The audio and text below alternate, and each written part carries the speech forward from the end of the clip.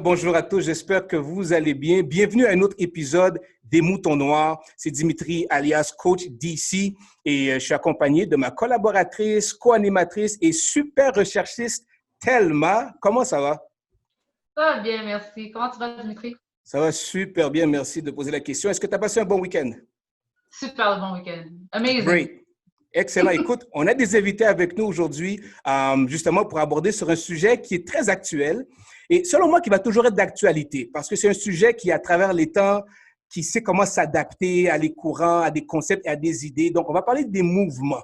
Donc, les causes et les effets des mouvements sociaux. Et pour en parler avec nous aujourd'hui, spécialement, nous avons Tammy Tuesdays, qui est une pro-everything, mais on va préciser que c'est pro-justice, qui est très impliquée socialement et qui est une femme de valeur, qui ne se cache pas de ses opinions, qui n'a pas la langue dans sa poche. Donc, Tammy, bienvenue au podcast Mouton Noir. Merci à vous tous. Thank you so much. Merci, c'est un plaisir.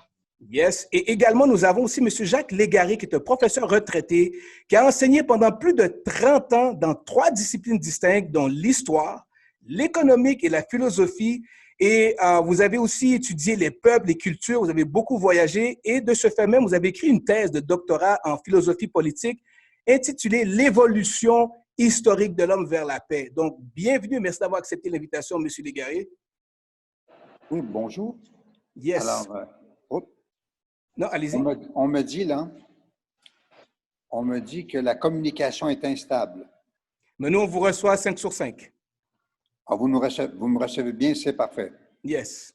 Alors, donc, soyez pas trop stressés, mettez-vous à l'aise, mais on va parler des choses sérieuses, OK? Parce qu'on est quand même au Mouton Noir.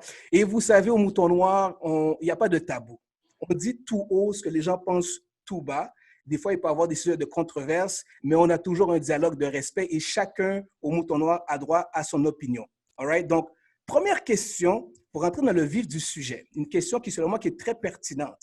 Et je vais m'adresser à vous, M. Légaré. Juste, vous pouvez nous faire un petit résumé en quelques minutes. Quels sont les éléments qui constituent fondamentalement un mouvement? Vous pouvez nous résumer ça un peu. OK. Alors, un mouvement, c'est toujours un ensemble de personnes qui se regroupent parce qu'ils ont un intérêt commun, un sujet commun, une interrogation commune, et ils veulent débattre. Et tout de suite, le groupe se divise entre ceux qui sont pour, ceux qui sont contre, ceux qui ont des nuances et ceux qui n'en ont pas, ceux qui sont impatients et ceux qui sont combatifs, ceux qui sont réactionnaires puis qui luttent contre, et ceux qui sont progressistes puis qui luttent pour et avec une plus grande force. Et dans le temps, ça peut être une année, quelques années, même des générations. Mm-hmm. Alors, ça va déboucher sur un progrès humain ou une immense catastrophe. Si jamais le mouvement échoue, soit parce qu'il est vicié dans ses principes, comme le fascisme, par exemple, ou bien soit parce qu'il a eu du plomb dans l'aile, il a eu des difficultés, il y a eu des écueils. Et voilà. Alors, tous ces grands mouvements qui sont en parallèle, qui sont souvent amis, c'est-à-dire souvent soudés dans des partis politiques, sont des fois fusionnés dans des programmes. Alors, ils avancent à des rythmes divers, avec des succès, des avancées et des fois, quand ils ne font pas attention, pas des échecs ou même des erreurs. Des erreurs. OK, des erreurs. Ouais. Si je comprends bien, en résumé, les mouvements, au fait, ça se rallie beaucoup aux convictions des gens, convictions personnelles, des valeurs communes que les gens ont ensemble. Et les mouvements, ça traverse le temps. Il y en a qui réussissent mieux que d'autres. Donc, c'est basé sur beaucoup de valeurs, de ce que je comprends. Oui, c'est ça. Vous avez très bien dit la chose. Mais je veux revenir sur les valeurs, parce que je sais que toi, Tammy, tu dis que tu es une femme de valeurs et de justice. Tu es très impliquée socialement. Et par rapport à ce que M. Légaré abordait par rapport au mouvement, les convictions, les valeurs des gens, c'est qu'est-ce que j'entends le plus souvent, les émotions et les valeurs. Et toi, tu prônes la justice. Est-ce que tu peux nous définir un peu pour toi, ça représente quoi la justice. Je vais m'adresser à Tammy parce que c'est une femme de justice. C'est une femme qui prône la justice, qui est très impliquée socialement, comme je disais. Et j'aimerais ça, Tammy, que tu me définisses pour toi. Ça veut dire quoi être une femme de justice? Mais une femme de justice, for me, c'est une femme de conviction qui va se tenir solidement sur ses principes, sur ses valeurs, and what's right. J'ai pas besoin d'un mouvement ou que quelqu'un me dise « Ah ben, telle chose, c'est bon. Je pense que j'ai assez de connaissances, je suis assez une personne intègre, honnête, que je peux me tenir debout et dire présentement, disons par exemple, Black Lives Matter, c'est important. Moi, j'ai une plateforme, je vais l'utiliser. » Récemment, dans les derniers jours, il y a une vague de dénonciations qui se passe au niveau des allégations, des accusations de viol, d'actes sexuels contre des femmes et des hommes et tout. J'ai pas besoin qu'on me dise « Please, embarque, Tammy. » C'est juste que moi, je vois que, tu sais quoi, je suis une femme, j'ai des enfants, ben that's what's right. Je vais utiliser ma plateforme pour justement apporter le message un peu plus loin pour ouvrir les yeux de certaines personnes. Donc, pour moi, être une femme de conviction, de justice, de valeur, ben c'est ça. Do what's right when it's time. Attends pas. When it's now, it's now. Donc, au fait, ce que tu me dis, c'est que do what's right. Ça veut dire que pour toi, à tes yeux, selon ta conscience, tu es capable de différencier le bien du mal et selon ce que tu vois, what's right is right. Donc, c'est qu'est-ce que tu perçois. C'est justement, c'est qu'est-ce que je perçois. Ça ne veut pas forcément dire que c'est la meilleure façon que je le fais. Effectivement, il y a des choses que peut-être que je vais faire maladroitement, mais pour moi, la manière que je le fais, c'est que c'est selon mes convictions, selon moi, qu'est-ce que je pense is right.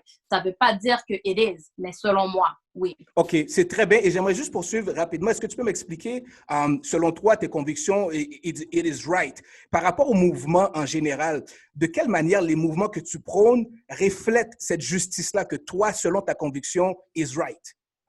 Mais tu sais, je vais vous donner un exemple. Si moi, je suis assise ici aujourd'hui, à Blainville, dans ma maison, confortablement, sur Zoom, avec vous quatre, ben c'est à cause que moi, ma famille, ils ont fait what's right à ce moment-là. Mon père est né en 1942 in North Philadelphia, où est-ce que c'était la ségrégation solide. Mon père a marché, ma famille, ils n'ont pas eu le choix. Il y a eu de la violence qui s'est faite. Mais mon père s'est ramassé ici, au Québec. Je suis ici, libre, chanceuse d'être sur Zoom avec vous tous. Mais justement, he did what was right. Qu'est-ce qu'il devait faire à ce moment-là? La violence, est-ce que je prône ça? Non, pas vraiment. Mais en même temps, si on prend Malcolm X comme exemple, he said the ballot or the bullet. En voulant dire, on va essayer d'utiliser nos voix, on va essayer de faire valoir nos droits et de nous faire comprendre. Mais à la fin de la journée, if they ain't gonna listen to us with the ballot, donc avec notre voix, ben que la violence, ils vont nous écouter. Donc, c'est pour ça que je dis, quand on fait des choses, moi, personnellement, ça ne veut pas dire que c'est toujours right, mais c'est selon what I think is right. Dans le sens que s'il faut que faire des choses, ben, il faut faire des actions, et puis c'est ça. Donc, moi, c'est comme ça que je le vois. OK, je comprends. Donc, s'il faut faire des actions, il faut y aller, il faut faire des actions.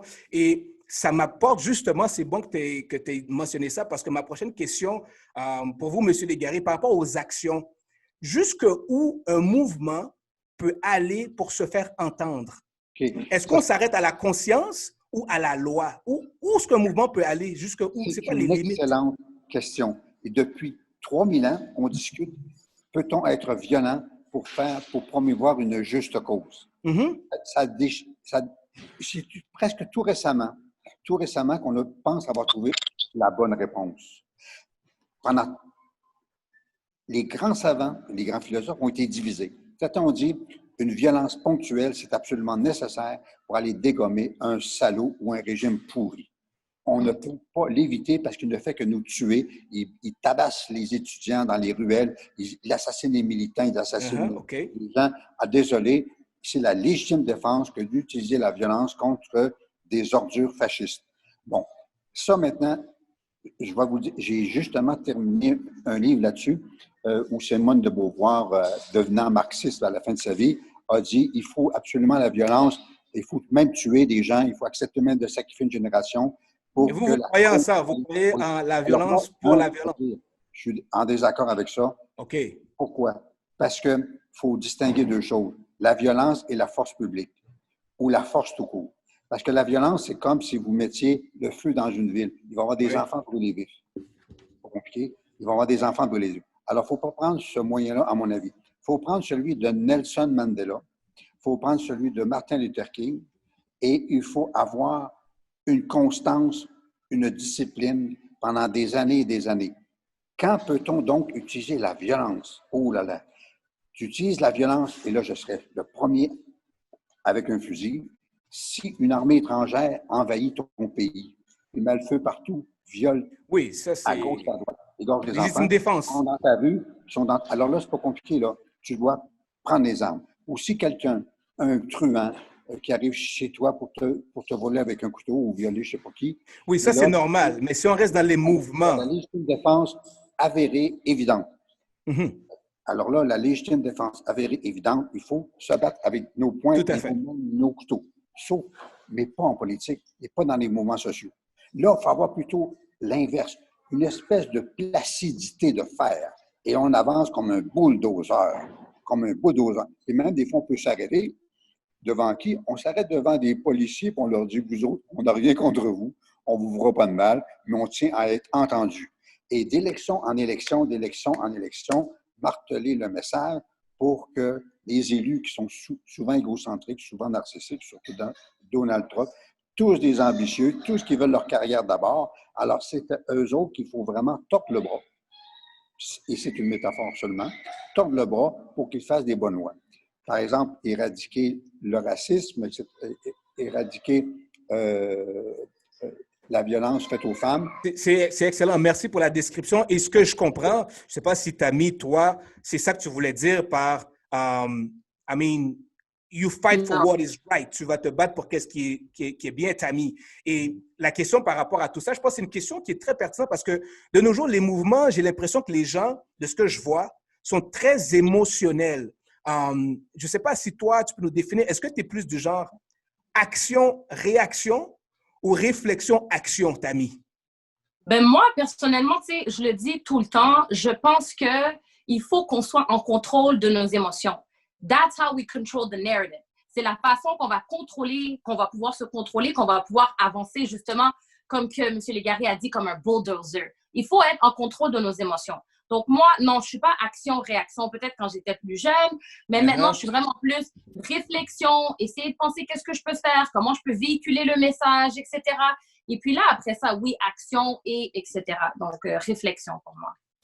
Mais si tu me permets, Tammy, je voulais juste savoir, en même temps, on parle d'émotion, mais est-ce que tu crois que le manque de connaissances fait en sorte aussi que les gens se lancent dans des mouvements ou se précipitent dans des mouvements sans avoir la connaissance d'où vient le mouvement ou d'où commence un mouvement?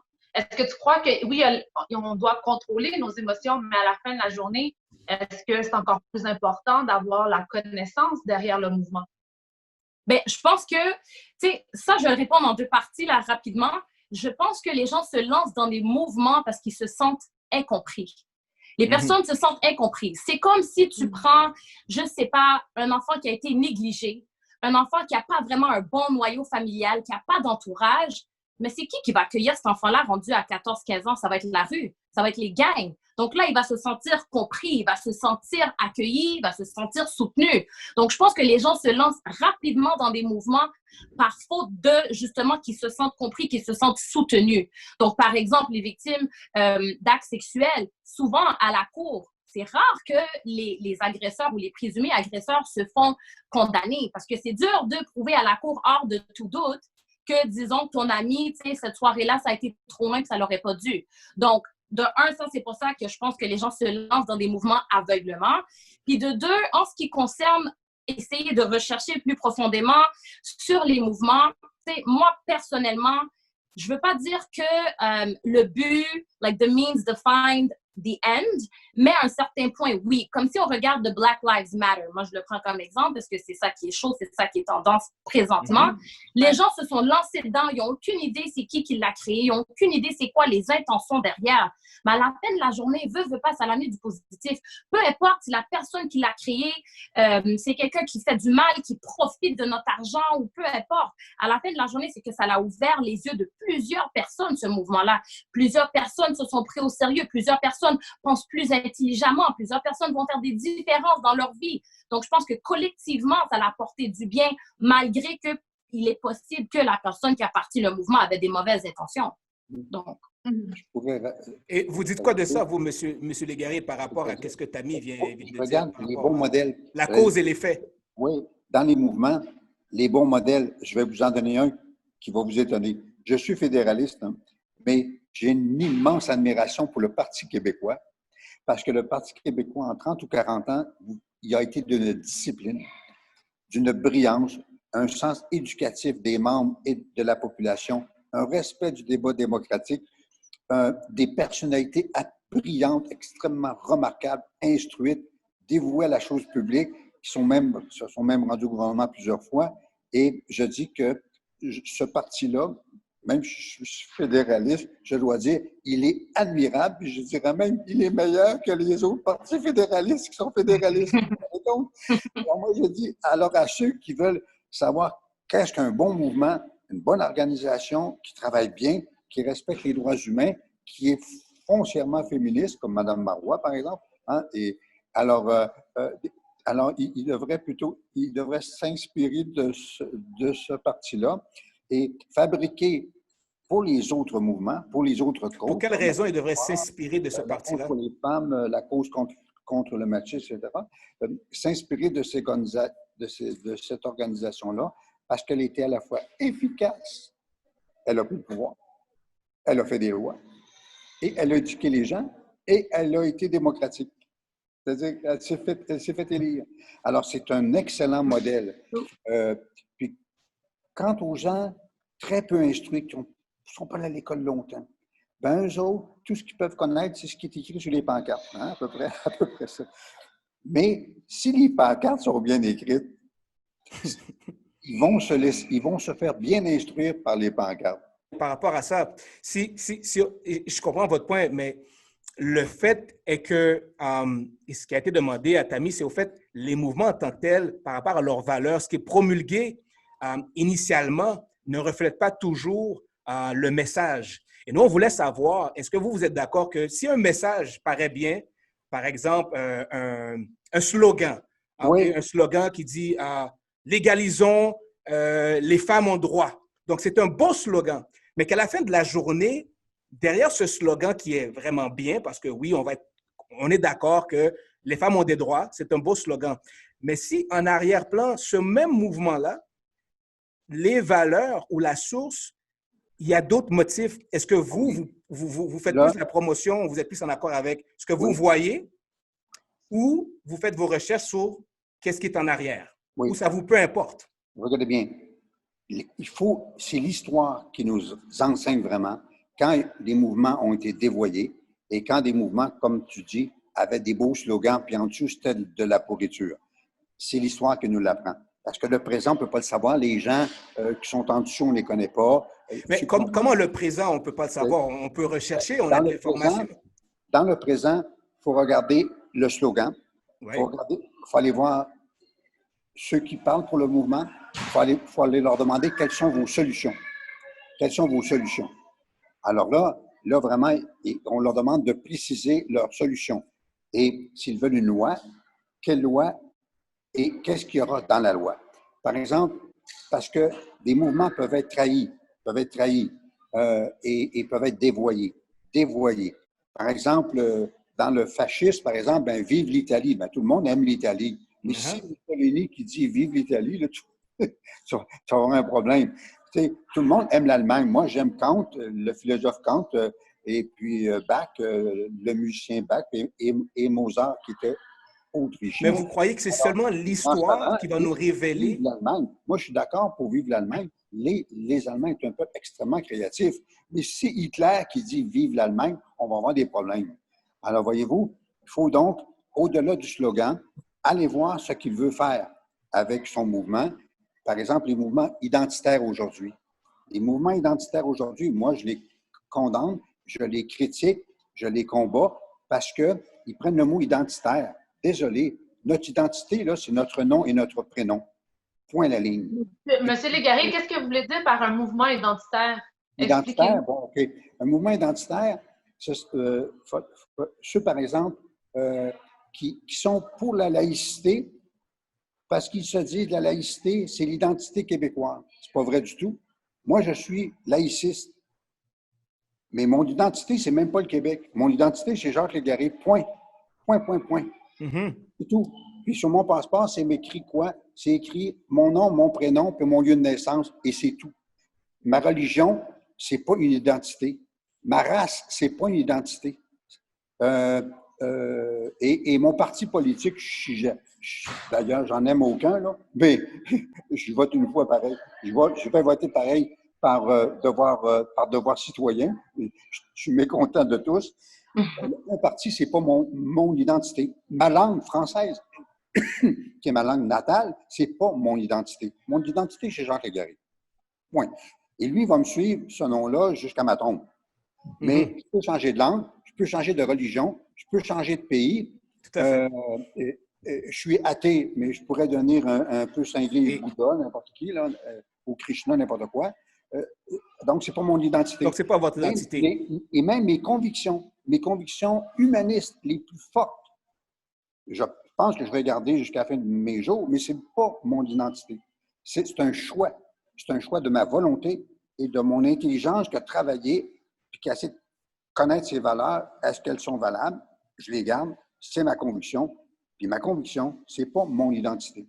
J'ai une question par rapport à ça. Merci d'avoir répondu à la question sur qu'est-ce qu'un mouvement identitaire. Et je vais juste continuer à faire du pouce par rapport à l'identité. J'aimerais savoir, toi, Tammy, par rapport à ton identité, est-ce que tu te considères plus une militante ou une sympathisante? Parce qu'il y a une distinction à faire entre les deux. Toi, est-ce que tu es militante ou sympathisante, Tammy? Ben, moi, je pense que je suis un peu des deux. I mean, je peux pas... Pour moi... T'es sûr que tu es un peu des deux? Parce qu'il y a une distinction entre les deux. Il y a une distinction entre les deux, puis je peux pas me considérer militante en tant que telle. J'utilise ma plateforme et ma voix pour faire valoir des choses que, même sans mouvement, j'essaie de toujours promouvoir. Donc, est-ce que je suis forcément militante car j'utilise ma plateforme et puis je fais ce que mon cœur me dit? Tu sais, il y en a qui vont me considérer un activiste. I'm not an activist. I'm not a militant. I'm just me. J'essaie juste de faire qu'est-ce que mon cœur me dit de faire, qu'est-ce que ma famille a fait aux États-Unis pour que je sois ici libre. J'essaie juste de faire ma partie dans la société. Donc, moi, c'est comme ça que je le vois. Donc, tu te vois... Donc, si je comprends bien, juste pour clarifier, parce que tu as dit un peu des deux, mais tu n'es pas une militante, tu es plus une sympathisante. Parce qu'une sympathisante, c'est... Tu peux...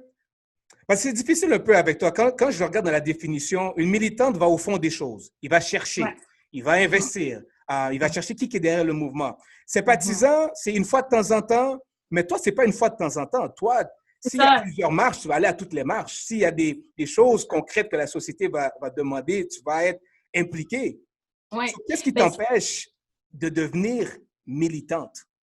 Ben, tu sais, moi, personnellement, venant d'un milieu très pauvre, je ne vais pas investir mon argent, disons, dans une cause. Peu importe la cause, à moins que c'est moi qui l'a créé, parce qu'à la fin de la journée, comme que M. Légaré l'a dit, les gens changent. Les gens changent d'idées, changent de direction. Puis après ça, que, disons, moi, j'ai investi, disons, 100 000 $ dans un mouvement qui, du jour au lendemain, tombe. Du jour au lendemain, ça ne me rejoint plus. Ce n'est plus mes convictions. Je vais être fâchée contre moi-même parce que cet argent-là, j'aurais pu l'utiliser pour mes enfants. Mais donc, si ça l'a apporté des bienfaits, si ça l'a ouvert des écoles en attendant. D'abord, je vais ouvrir l'école, moi, en mon nom. Je vais l'ouvrir. Mais c'est pas vrai que j'investis mon argent avec quelqu'un que je fais confiance à personne. Personnellement, là, oui, je suis un peu désolée. Donc, d'où vient le fait de s'éduquer avant d'embarquer dans un mouvement? Je comprends pas la question. D'où vient le... Parce que, à la fin de la journée, d'où vient le fait de s'éduquer avant de militer ou de sympathiser avec un mouvement? Tu sais pourquoi je suis en désaccord avec ça? Parce que tu peux faire la plus profonde des recherches, mais l'intention réelle dans le cœur de quelqu'un, nul ne sait. Nul ne le sait, sauf la personne. Nul ne le sait. La personne peut faire, écoute, comme M. Légaré pourrait probablement en parler plus, but Hitler, quand il a commencé, là, il était très sympathique, là. Il était quand même nice, là. Il a pu quand même faire les gens croire en lui pour après ça faire les atrocités qu'il a fait. Donc, dans le début, là, il était bien cute, là. Hein? Hitler, il était bien correct. Mais à la fin de la journée, ça a tout changé. Il était si cute que ça au départ? Ben, au départ, il me semble que oui. Moi, dans mon cours d'histoire, de ce que j'avais compris, c'est que oui, il a fait les gens justement le trouver intéressant. People were sympathizing with the message, what he was saying. Il essayait de protéger son peuple. La manière qu'il a véhiculé son message au début, c'était pas forcément que, tu sais quoi, il allait tuer, he was going to create a genocide. Comme c'était pas ça au début, là. Ça n'a pas commencé comme ça, là. Monsieur Légaré est mieux positionné pour en parler que moi. Mais tout ça pour mon exemple, pour dire que à la fin de la journée, on ne connaît pas l'intention réelle de quelqu'un. Donc, si je vais investir mon argent, je vais le faire en mon nom. Je ne sais pas pour toi, Thelma, je sais pas. J'ai l'impression que, je ne sais pas si c'est une ambiguïté ou si c'est moi qui saisis mal, mais est-ce que toi, tu saisis par rapport au mouvement, les convictions, la raison réelle ou militant versus sympathisant? Toi, Thelma, comment tu vois ça? Je ne suis pas nécessairement d'accord avec ce que vous dites pour la seule raison qu'à la fin de la journée, on a beau sortir dehors avec nos pancartes, manifester, tout ça, mais on parle de nos valeurs, de nos convictions, mais à la fin de la journée, c'est quoi le but ultime qu'un mouvement, pourquoi que le mouvement a été créé? Quel est le but ultime de ce mouvement-là? Et je pense que ça, c'est la raison pour laquelle on devrait vraiment plus s'acharner à comprendre plutôt que de savoir de quelle façon on va manifester ou peu importe. Parce qu'à la fin de la journée, si vous me permettez, M. Légaré, à la fin de la journée, un mouvement est mis sur pied par un groupe de personnes. Et d'où est-ce qu'il vient ce groupe de personnes-là? Qui ils sont? Qui est-ce qui représente qui exactement, ce groupe de personnes-là? Pourquoi est-ce que moi, à la fin de la journée, je devrais m'allier à eux? Tout simplement parce qu'ils touchent une corde sensible en moi ou ils promouvoient une certaine valeur que moi, je promouvois aussi. Mais il faut faire attention avec ça. Il faut faire très attention avec ça, d'après moi, parce que les mouvements qui ont été mis sur pied durant, disons, les derniers 100 ans, et je parle entre autres du mouvement féministe, qui est un mouvement créé à la base, non pour les femmes, pour qu'elles puissent avoir seulement leurs droits et tout ça, mais c'est un mouvement à la base qui vient pour détruire les valeurs familiales. Et ça, c'est important de comprendre ça parce que les mouvements à la base ne sont pas là nécessairement seulement pour promouvoir, et je le mets en parenthèse, nos valeurs ou notre idéologie, mais les mouvements à la base ont été mis sur pied pour créer la division dans la société. Et il y en a beaucoup de mouvements à la base qui ont été mis sur pied pour détruire la famille. Et quand on voit que la famille est la fondation de toute société, c'est normal que les familles vont être de plus en plus, comment je pourrais dire ça, en danger. Les familles vont être de plus en plus l'objet, le target principal de ces mouvements-là. Et moi, je parle du mouvement féministe et personnellement, je me considère comme une ancienne féministe et je me dis, dans le temps que j'étais une féministe, pourquoi je m'associais à ce mouvement-là, le mouvement féministe? Ben, dans le fond, je m'associais à ce mouvement féministe. Je me suis associée au mouvement féministe parce que dans ma vie, de un, ça allait mal et de deux, j'étais une femme qui souffrait d'abus, que ce soit abus verbal, abus physique de la part d'hommes. Et à la fin de la journée, parce que j'étais frustrée de tous ces abus-là, eh bien, j'ai commencé à regarder le mouvement féministe et comment que les femmes étaient fortes. Et nous, les femmes, nous voulons nos droits, nous voulons avoir le droit de voter, nous voulons avoir le droit de ci, de ça et de ça. Et je me disais, hey, c'est vrai, moi aussi, je veux avoir des droits. Moi aussi, je veux faire en sorte que de sentir que je vaux quelque chose puis que je suis là pour pouvoir défendre mes causes. Et à la fin de la journée, ben, j'ai commencé à me dire que j'étais féministe. Mais oui, mais à la fin de tout ça, pourquoi est-ce que je me considérais comme une féministe? Est-ce que c'était vraiment parce que je voulais faire valoir mes droits ou parce qu'à la fin de la journée, disons, j'ai été abusée, j'étais comme une victime de qu'est-ce qui se passait dans la société et j'ai trouvé réconfort au travers d'un mouvement qui promouvait au fond de moi ce que j'avais besoin de faire ressortir. Et donc, moi, je trouve que c'est très dangereux, les mouvements aujourd'hui. Il faut faire très attention. Je regarde Black Lives Matter. Je veux dire, c'est incroyable. Personnellement, je suis pour la défense des droits humains. Je suis pour la défense, que ça soit de la communauté noire, les enfants, les femmes battues, ou peu importe. Je suis pour ça. Et comme Tammy, tu l'as dit tantôt, la justice, exactement. À la fin de la journée, c'est une question d'avoir de la justice. Mais, sincèrement, Quand je regarde un mouvement comme le Black Lives Matter, qui est un mouvement qui a été financé, entre autres, par George Soros, et qu'on regarde qui est cet homme, George Soros, et qui fait partie, entre autres, de l'élite, et quels sont, à la fin de la journée, pourquoi cet homme-là finance un mouvement comme Black Lives Matter? Pourquoi est-ce qu'on a 3 femmes qui se disent, entre autres, étant féministes, des femmes qui sont pro-queer Black women et qui s'affichent comme ça dans la communauté et qui, entre autres, comment je pourrais dire ça, entre autres, qui dans leur mission en tant que mouvement, Monsieur Légaré, je veux dire, à la fin de la journée, il faut qu'on s'ouvre les yeux et il faut arrêter d'aller dans l'aspect historique du mouvement et vraiment d'aller plus vers l'aspect, OK, quel est le plan derrière ça? Quel est le but ultime derrière ça? Tellement, j'ai une question pour toi, juste avant de laisser M. Légaré donner son point. N'oubliez pas votre point, M. Légaré. Juste une question pour toi. Mais qui va chercher toutes ces informations-là, Thelma? Comment?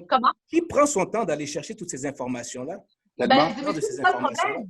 Eh bien, c'est ça le problème. Le problème, c'est qu'on a été ancré dans un système où est-ce qu'on va à l'école pour vraiment apprendre que dalle, si je peux m'exprimer comme ça. Parce qu'à l'école, si tu vas à l'école, tu n'entends jamais parler nécessairement des mouvements, des finances, de toutes ces affaires-là qu'on a besoin de savoir en tant que citoyen pour pouvoir mieux vivre.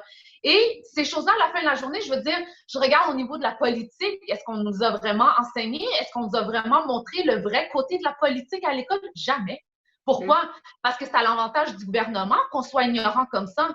Alors, je me dis, à la fin de la journée, si les gens ne prennent pas le temps de s'informer, ne prennent pas le temps de faire leur propre recherche, qu'est-ce que tu penses qui va arriver, Dimitri? Ben, il va arriver qu'on va être une bande de moutons. Il va arriver qu'on va commencer à suivre des mouvements sans même connaître le fondement d'un mouvement, sans même connaître pourquoi ce mouvement a été mis sur pied et qui sont les gens derrière ce mouvement-là. Excuse-moi, mais quand je vois que les gens donnent des millions de dollars au Black Lives Matter, c'est parce que, allô, tu donnes de l'argent à celui qui va prendre ton argent pour pouvoir le réinjecter dans d'autres mouvements et dans d'autres causes pour amener encore plus de division au sein de la société. Et ça, c'est dangereux. C'est très dangereux. Le manque de connaissances est dangereux. Très dangereux. Ça, c'est très bien dit. Le manque de connaissances est très dangereux. Et justement, je pense que M. Légaré, vous comprenez cette phrase-là mieux que tout le monde. Le manque de connaissances. Étant professeur pendant 30 ans qui avait étudié l'histoire, par rapport à ce que Thelma a dit, le manque de connaissances, à quel point ça peut être dangereux? Oui, bien sûr.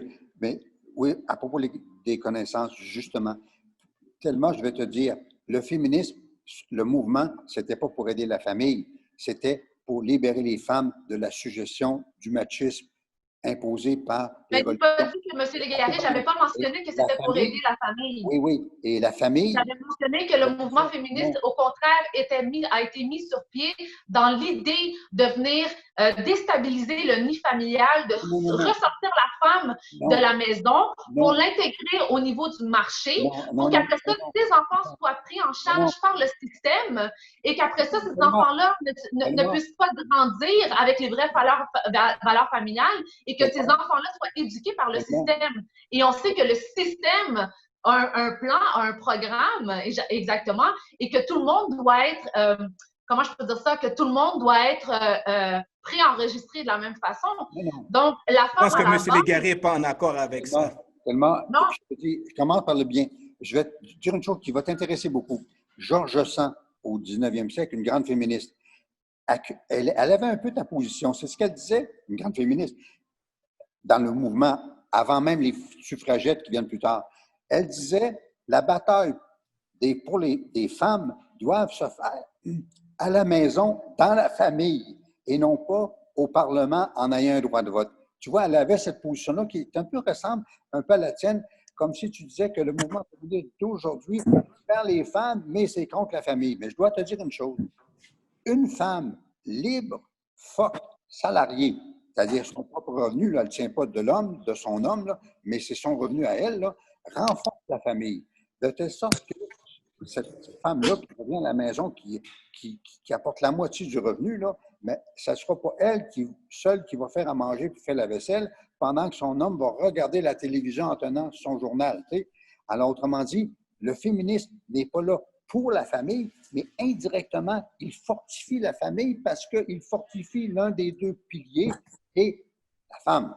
En fortifiant la femme, indirectement, ça aide la famille. Mais une famille un peu mieux faite, pas la famille du gars qui arrive après le travail travailler, il ne fout rien, il écoute la TV, puis pendant que l'autre s'occupe des enfants, puis fait la vaisselle, et fait le ménage, et fait la nourriture. Donc, ce modèle-là, très 19e siècle, ou même pas 19e siècle, qui a 2000 ans, c'est un modèle de 3000 ans, femme écrasée, puis, et la famille, et la femme est là pour les enfants, faire des enfants, puis faire la bouffe. Et c'est vrai, mais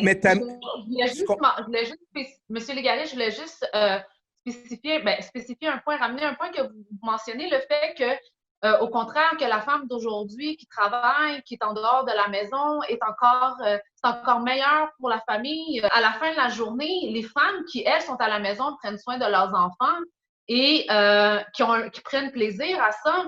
Croyez-vous pas aussi que ça vient je veux dire, à la fin de la journée, je suis pas nécessairement d'accord avec ce que vous avez dit parce que autant les femmes qui sont à la maison et qui, elles, sont contentes de l'être et d'élever leurs enfants, autant que oui, il y a d'autres femmes qui sont à l'extérieur, qui travaillent et tout ça, qui ont leur carrière et tout et qui retournent à la maison à la fin de la journée. Mais il faut faire attention avec ça parce que c'est pas parce qu'une femme a une carrière et fait de l'argent que ça veut dire qu'elle est en train de nécessairement réussir sa vie. Parce qu'elle peut retourner à la fin de la journée à la maison puis elle retourne dans un foyer qui est brisé. Donc, moi, c'est là que je vais amener l'aspect du mouvement féministe. Et si on regarde la majorité, je dis bien la majorité des femmes qui font partie d'un mouvement féministe, ce sont des femmes qui, entre autres, sont des femmes qui, comment je peux dire ça de façon polie, mais ce sont des femmes qui ont un sérieux problème contre l'autorité masculine. Ce sont des femmes qui ont un sérieux problème contre le fait que l'homme lui-même a cette position-là de leader dans leur foyer ou dans leur famille.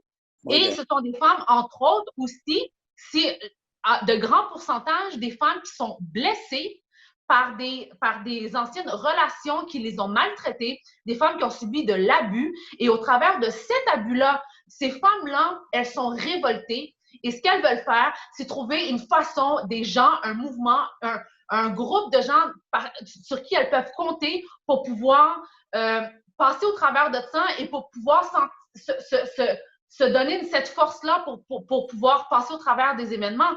Mais à la racine de tout ça, le problème, c'est que si nous, femmes, nous sommes blessées, c'est pas vers un mouvement féministe qu'on doit aller, c'est vers la guérison intérieure qu'on doit aller de premier lieu. Et on ne doit pas se servir d'un mouvement. Je dois te répondre là-dessus. On ne doit pas se servir d'un mouvement pour aller chercher un accomplissement. On ne doit pas aller vers un mouvement pour chercher la raison du pourquoi qu'on doit être comme ci ou comme ça. Non, à la fin de la journée, on est nous-mêmes. Et si on est blessé... Tu dis une chose trop importante, je dois te répondre. Quand une personne a une blessure intérieure, personnelle, okay, puis qu'elle va vers un mouvement collectif pour résoudre le problème, je dois te dire une chose à mon âge, je peux te dire ça. Là. Le problème personnel ne sera jamais résolu. Ça sera toujours une cicatrice, pas nécessairement une plaie qui coule, puis qui te fait broyer, puis qui te fait souffrir, etc. Mais ça sera toujours une cicatrice, tu ne l'oublieras jamais. Donc, quand une personne dans sa vie a eu, mettons, un mauvais conjoint, un mauvais père, une mauvaise mère, elle va prendre sa vie à s'en remettre. Puis, on peut te dire, tu t'en remets pratiquement jamais. Donc, si vous permettez... D'avoir une bonne philosophie pour passer à ça. Je comprends tout ça par rapport au mouvement, féministe qu'on a partagé. Et si on revient au sens large des mouvements, toi, Tammy, est-ce que le message est plus important que la mission réelle? Ben, tu sais, je ne peux pas dire que le message est plus important que la mission. Mais ça, je vais répondre ça dans une seconde. Si je peux juste me permettre, parce que là, j'ai regardé l'échange et tout, puis je veux m'interjecter. Yes, OK. OK, good. Mais restons sur les mouvements au sens large. Oui, parce qu'on parle de plusieurs mouvements. Je ne veux pas qu'on s'attarde sur un seul mouvement. Non, okay. C'est ça. Mais tu sais, je comprends absolument qu'est-ce que Thelma, elle a dit, dans le sens que, tu sais, elle a vécu des choses, elle s'est accrochée au mouvement féministe, puis après ça, finalement, elle était dégoûtée par le mouvement. Elle a réalisé que, tu sais quoi, that's not her. C'est juste que that was her à ce moment-là, mais ce n'est plus elle. Donc, moi, j'ai compris ça de ce que Thelma m'a dit. Que toi, tu as pu élever puis tu as pu guérir. Fait qu'à la fin de la journée, pour les mouvements, je comprends que parfois, après un moment, on se joint parfois par émotion. Moi, disons, si, tu sais, for Black Lives Matter, par exemple, I'm Black. Every day, I'm Black. Yeah. When I'm oppressed, every day, I'm Black. J'ai pas eu le choix. Je suis née comme ça. Mais à la fin de la journée, je me suis dit, tu sais, je me dis, j'ai pas le choix de me battre. Fait que je me batte avec Black Lives Matter, que je me batte avec Black Power, I don't care. At the end of the day, je fais avancer la cause. Fait que je m'en fous. Ben, la cause pour nous, nos droits. Moi, je dis nos droits. C'est comme nos droits. Moi, je me base tout le temps parce que mon père est américain, fait que notre histoire est un peu différente qu'ici, que ça fait longtemps que c'est libre ou quoi que ce soit. Mais pour nous, c'est que sans ça, là, sans qu'on ait combattu en bulldozer et aussi en bullets, sans qu'on ait fait ça, on serait encore en chaîne présentement. Donc, à la fin de la journée, oui, est-ce qu'il y a eu des leaders qui ont été croches après un moment donné? Malcolm X is one of, tu sais, comme, il y a beaucoup de choses négatives qui sont sorties de lui. Mais à la fin de la journée, est-ce que ça lui enlève qu'est-ce qu'il a fait pour mon peuple? Absolument pas. Donc, non. Moi, je voulais juste faire une parenthèse. Je voulais juste faire une parenthèse que pour moi, personnellement, tu sais, comme, puis ça vient un peu à ta question, tu sais, est-ce que c'est le message ou la mission? Le message, c'est le message ou la mission? C'est ça. Ben, honnêtement, c'est les deux. Comme à la fin de la journée, pour moi, il faut que ça soit un message qui fait du sens pour moi aujourd'hui. Est-ce que ça veut dire que ça va faire du sens pour moi demain? Pas forcément. Mais qu'est-ce qui guide quoi? Le message ou la mission? Qu'est-ce, selon toi, là, juste comme pour qu'on puisse, je vais laisser la parole un peu aux autres, mais est-ce que le message est plus important que la mission ou la mission prédomine sur le message? Ben, la mission, c'est sûr qu'elle prédomine sur le message, mais le message Exactement. It's equally as important. Parce que je te donne un exemple. Quelqu'un vient avec un message, la vie des Noirs est importante. Yeah. La vie des Noirs, c'est important. Exactement. À la fin de la journée, le message, là, OK, la vie des Noirs est important. Mais si tu viens avec un message pour dire, fini maintenant l'oppression, on se tient debout maintenant, et puis on va reprendre nos droits, on va faire tout ce qu'on a à faire. À la fin de la journée, c'est un message un peu plus violent, c'est pas forcément bien. Mais à la fin de la journée, c'est que ce message-là va apporter à un changement. Ce message-là va apporter à quelque chose. Tandis que l'autre qui s'en vient avec un suçon puis qui dit, avec des petites guirlandes, qui dit oui, Black Lives Matter, at the end of the day. Fait que la mission est importante, mais pour moi, le message aussi. Mais j'ai une question. Excusez-moi, ça m'apporte à une question par rapport à tout ça. Et je sais tellement tu veux rajouter quelque chose, mais juste, disons moi, OK, je suis un peu dérangé. J'ai des idées pas trop morales par rapport aux enfants et tout ça. Et j'appelle, je ne sais pas, je t'appelle Tammy, comme ça, je dis, écoute, on a quelque chose qu'on doit faire par rapport aux enfants. Écoute, j'aimerais vraiment ça combler mes désirs. Et je sais qu'il y en a d'autres comme moi aussi. Il faut qu'on take over. Mais regarde ce qu'on va faire. That's the mission. Taking over the kids et puis prendre leur tête avec qu'est-ce qu'on va faire. Mais notre message, c'est Kindergarten is good. Les garderies, l'évolution des enfants. On va faire la promotion de ce message. But our mission est beaucoup plus grand que le message, le branding, le slogan. Donc, toi, tu seras en accord de venir me rejoindre pour dire, Dimitri, yes, OK. Tant aussi longtemps que ton message est bon, je m'en fous de la mission parce que je sais que dans 5 ans ou dans 10 ans, tu vas avoir ce que tu veux. Mais dans le court terme et moyen terme, si la société sont aveuglées par ton message, puis que ça apporte du bienfait dans les écoles, puis dans les garderies, puis ils ont des subventions, who cares? Est-ce que c'est juste ça? Je veux être sûr que j'ai bien compris ce que tu me dis. Oui. Parce que... Techniquement, oui, tu as bien compris, mais non. Dans le sens que oui, mais tu sais, moi, je ne me serais pas associée à un message, à une mission qui est négative. Tu sais, mais si, par exemple, on flip it... Si tu me permets 2 secondes, tu t'es associé à Black Lives Matter, puis la mission de Black Lives Matter, c'est négatif. La mission de Black Lives Matter, c'est de venir détruire la famille au sein de la société. C'est ça leur mission principale. Donc, si tu te lis à Black Lives Matter en te disant que le message est bon parce que c'est pour aider la communauté noire, mais la mission, la vraie mission de Black Lives Matter, c'est celle-là. Parce que le Black Lives Matter a été mis sur pied par des gens dont les motifs n'ont jamais été d'aider la communauté noire. Mais au détriment de la communauté noire, ils veulent amener la division dans la société. Et c'est là qu'il faut faire attention entre le message et la mission. La mission, souvent, est très subtile. Ou plutôt, le message est très subtil. Mais pour vraiment comprendre la vraie idéologie, pour vraiment comprendre ce qu'ils veulent vraiment faire au travers d'un mouvement, il faut comprendre la mission et qui est derrière le mouvement. Donc, c'est pour ça qu'il faut faire attention à ça. Et c'est là-dessus que moi, aujourd'hui, je veux vraiment mettre l'accent parce qu'on se fait arnaquer de tous bords et de tous côtés. Parce qu'on est trop gaga, comme on dit. Les yeux sont pas assez ouverts, on comprend pas la vraie game qui se joue présentement. C'est ça le problème.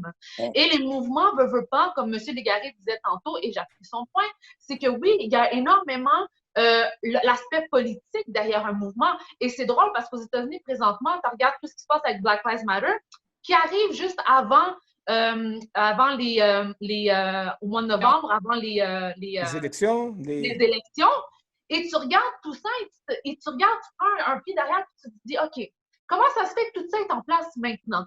Comment ça se fait qu'il y a autant de désordre présentement dans la société juste avant une élection? Et qu'on utilise la communauté noire et qu'on la met de l'avant pour venir promouvoir le fait que la communauté noire, elle est ci ou elle est ça ou peu importe. Mais quand tu regardes les gens qui sont derrière, ce sont tous des gens qui font tous partie du même parti démocrate. Ce sont tous des démocrates, des gens qui veulent mettre de l'avant cette idéologie-là qu'ils ont. Et à la fin de la journée, il faut faire attention parce que tout mouvement, derrière tout mouvement, la raison, c'est, oui, entre autres politique, mais il y a un agenda, excuse-moi de prendre ce terme, mais un agenda démoniaque derrière ça que les gens ont besoin de faire attention et qu'on a besoin d'avoir une bonne idée de ce qui se passe. Parce qu'on va se faire entourlouper, comme on dit, ou je ne sais pas c'est quoi le mot, mais on va se faire avoir. Entourlouper. Entourlouper. On va se faire avoir. On va se faire, mais je pense que Tammy n'est pas d'accord. Ou à moi, est-ce que tu vas apporter... Non, je veux juste dire quelque chose avant de céder la parole à M. Légaré. Je veux juste dire, tu sais, je suis d'accord avec ce qu'elle dit tellement, dans le sens que c'est pas par hasard, disons, que tout ça se passe aux États-Unis maintenant. Effectivement, je suis d'accord. But again, tu sais, je reviens à, tu sais, comme mon exemple que, tu sais, bon, je suis chrétienne, I believe in God, etc., whatever, I believe in church, this, that, and the next. Mais à la fin de la journée, les yeux de mon peuple a été ouverts. Donc, oui, je comprends que la mission derrière, maybe, was negative. Peut-être que eux, ils se sont dit, on va venir faire ci, ça, blablabla. Mais à la fin de la journée, c'est que là, on a tellement ouvert nos yeux collectively, and this is globally, qu'à la fin de la journée, honestly, moi, personnellement, je m'en fous de c'était quoi leur agenda parce qu'à la fin de la journée, they will not prevail. Leur agenda ne va pas venir à but parce que nous, mais présentement, tout peuple noir, partout, on s'est réveillés. Je comprends son point, mais at the same time... On s'est réveillés parce qu'ils voulaient qu'on se réveille ou on s'est réveillés parce qu'ils nous ont donné un semblant de réveil? Est-ce que c'est pas prémédité? Il me semble que moi, si je suis smart, si je mets un mouvement sur pied avec un agenda, avec une mission précise, je veux dire, j'ai un plan là. Ça va peut-être prendre 1 an, 2 ans, 3 ans, mais everything is calculated. Ça veut dire que si je dis, OK, tu sais quoi? Là, ils vont se réveiller, le noir va se faire tabasser, ils vont être frustrés. Tu sais pourquoi? Parce qu'ils sont tous émotionnels. On va les prendre dans leurs émotions. En les prenant dans leurs émotions, ils vont vouloir des nouvelles lois. Quand ils vont vouloir des nouvelles lois, on va mettre les nôtres de l'avant. And you know what? By then, we're going to go forward. Donc, est-ce que c'est pas un peu se faire guider, se faire manipuler? Absolument. Mais par contre, je vais laisser M. Légaré parler. Je m'affirme dans 2 secondes. Dites-nous ce que vous en pensez là-dessus, M. Légaré, rapidement, en 1 minute, s'il vous plaît, parce qu'on va terminer bientôt. J'aimerais qu'on puisse... M. Légaré, en 1 minute. Extrêmement vite, tellement il y a famille. La famille est une valeur, c'est-à-dire une institution. Une institution, ça veut dire que ça se tient tout le temps. C'est toujours là. Elle est irremplaçable. On a essayé de la remplacer, c'est impossible, elle est irremplaçable. Donc, c'est une valeur, aussi une institution devenue une valeur à la fois de la gauche et de la droite parce qu'elle est irremplaçable. La droite dit, la gauche dit, il faut que l'État aide la famille avec des subventions, avec des bonnes lois, des congés parentaux, des congés familiaux, etc., partage des congés de maternité, congés de paternité, des subventions, des dégrèvements d'impôts, tout ce que vous voulez pour aider la famille. Ça, c'est la gauche qui fait ça. La droite, elle est pour la famille aussi, mais elle dit, touchez pas à l'argent des familles riches. Ça, c'est ce que dit la droite. Voyez-vous? Alors, la droite aussi a une position sur la famille. Sauf qu'elle veut que la famille reste telle qu'elle. La famille pauvre doit rester pauvre, la famille riche doit rester riche. Tandis que la gauche, elle dit, bien, il faut prendre l'argent dans les familles riches pour l'envoyer un peu dans les familles pauvres, parce que si on n'est pas les familles pauvres, les enfants des familles pauvres, où est-ce qu'ils vont aller, pas compliqué, dans la délinquance et plus tard dans la prison. Donc, alors, autrement dit, je te dis, Tammy, ne crée rien pour la famille, elle est indestructible. Tout ce qu'on doit faire maintenant, c'est l'aider. Qui peut aider la famille? Bien, la famille peut s'aider elle-même, mais ce n'est pas suffisant. Elle doit être aidée par l'État, comme tu sais, par l'impôt, beaucoup de subventions pour les enfants, etc. Puis l'école gratuite jusqu'à l'université. Ça, c'est majeur. Moi, je te le dis, c'est majeur. Et aux États-Unis, c'est épouvantable. Il y a des jeunes qui s'en vont à 80 000 $ en frais de scolarité. C'est épouvantable. Puis, alors, il faut que l'éducation soit gratuite jusqu'au doctorat. Okay. Moi, j'ai pas de diplôme universitaire, je peux te le dire. Et si j'avais été aux États-Unis, j'aurais pas pu parce que mes parents étaient pauvres. Monsieur Légaré, maintenant, si vous saviez Monsieur Légaré, maintenant que le gouvernement finance à coups de millions et de millions maintenant les mouvements, à la fin de la journée, qu'est-ce qu'on se pose comme question? Est-ce que le gouvernement a vraiment le goût de financer l'éducation de nos enfants? Ou le gouvernement veut financer ces mouvements-là qui, eux, ont comme objectif de venir faire avancer leur agenda? J'aimerais, s'il vous plaît, avant de terminer, juste revenir sur la question globale et me donner votre pensée par rapport à tout ça. Parce que, au fait, ce qu'on a partagé aujourd'hui, c'est par rapport au mouvement, étant donné que les gens, ce qu'on voit, ça ne date pas de hier, les mouvements, c'est constamment évolutif, ça s'adapte, ça s'adapte au courant, aux pensées, aux idéologies, et il y en aura d'autres mouvements. Et par rapport à tout ça, ce que j'entendais, c'est qu'il y a des gens qui s'accrochent à des mouvements en tant que militants, qui y vont vraiment à fond.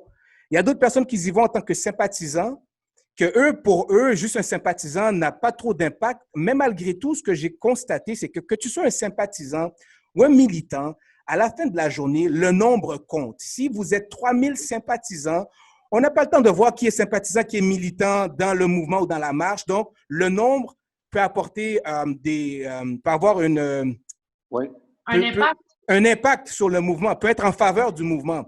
Donc, que tu sois sympathisant ou militant, à la fin de la journée, moi, je crois personnellement, tu as un impact sur le mouvement, positif ou négatif. Et encore plus, Dimitri, lorsque les gens financent ces mouvements-là, je veux dire, lorsque les mouvements demandent des dons et des dons et des dons, ben, faut juste s'ouvrir les yeux et se dire que non, j'ai pas besoin de financer le mouvement. Oui, je vois le message qui est invoqué, tout ça, ça me touche et tout ça, mais à la fin de la journée, ces mouvements-là, ils sont déjà très, très, très financés par des groupes de personnes mises en place pour ça. Donc, arrêtons de donner notre argent à ces mouvements-là à la fin de la journée et utilisons cet argent-là pour venir en aide à notre communauté parce que c'est au travers de la communauté que le changement commence.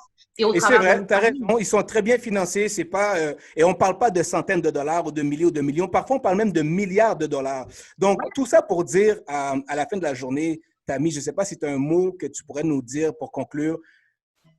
Moi, je dirais juste que… Est-ce que ça compte que tu sois militant ou sympathisant? Le message compte plus que la mission ou la mission plus que le message. Les gens veulent savoir parce que là, on va dans tous les sens. Les gens sont très émotionnels et ils croient se battre pour une bonne cause. À la fin, ils sont déçus. Qu'est-ce qu'on peut comprendre de tout ça, finalement, dans un mouvement, avant de s'y joindre?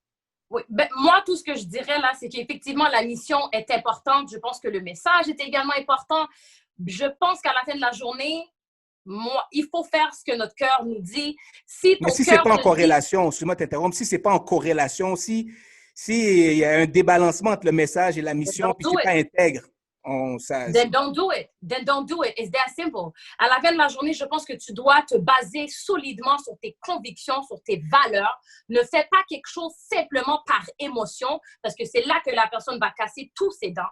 Fais-le parce que tu as la conviction, la ferme conviction. Et puis, avance. Fais-le. Pas obligé d'investir $1 million. Are you preaching right now? I'm not preaching, but I'm just saying.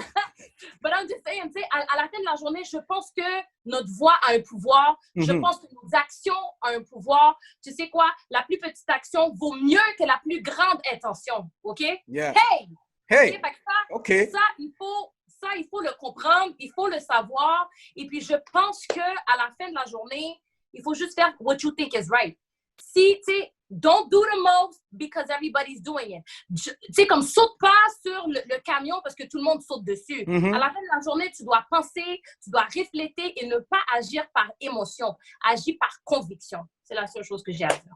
Parfait, excellent. Et pour vous, M. Légaré, qu'est-ce qu'on pourrait nous dire en conclusion par rapport au mouvement? En ce moment, comme je disais, les gens veulent savoir est-ce que je joins, est-ce que je ne joins pas? Suis-je militant ou sympathisant? En une minute, pouvez-vous conclure?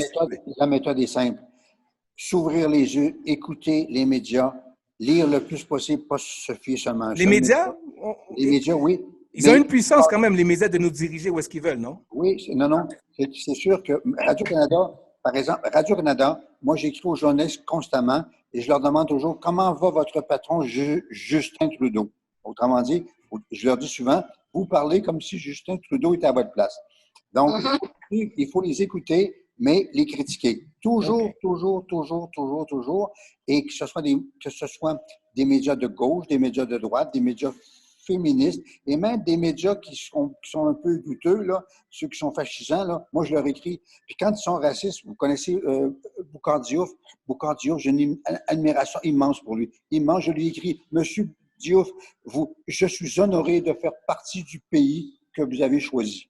Tellement je suis en admiration de cet homme-là. Wow. Boukhar Diouf, pour moi, là, c'est une idole, une icône.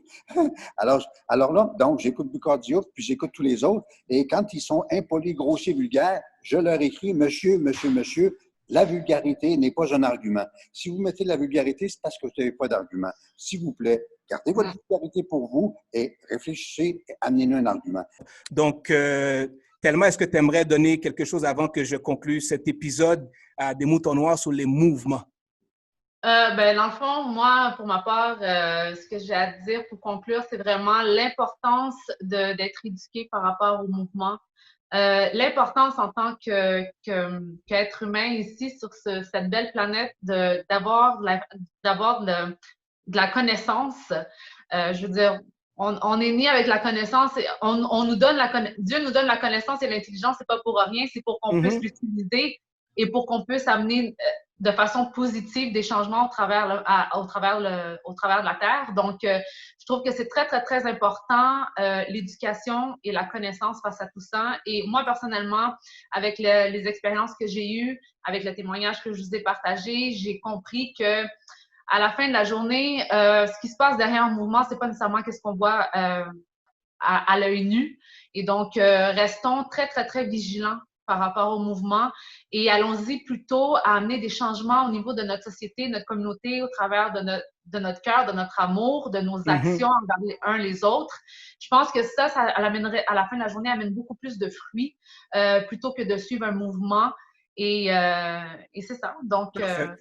Donc, pour conclure, c'est d'y aller avec ses convictions, mais soyons éduqués. Donc, merci à tous d'avoir été présents. Je ajouter, Dimitri, que personnellement, je sais que tantôt, j'ai amené beaucoup de points, tout ça, mais personnellement, je trouve que c'est important en tant qu'être humain, justement, de faire valoir nos valeurs. Yeah. Et c'est très important aussi, comme Tammy l'a souvent dit, de se battre pour qu'est-ce qui est juste et tout ça. Pour qu'est-ce qui est juste.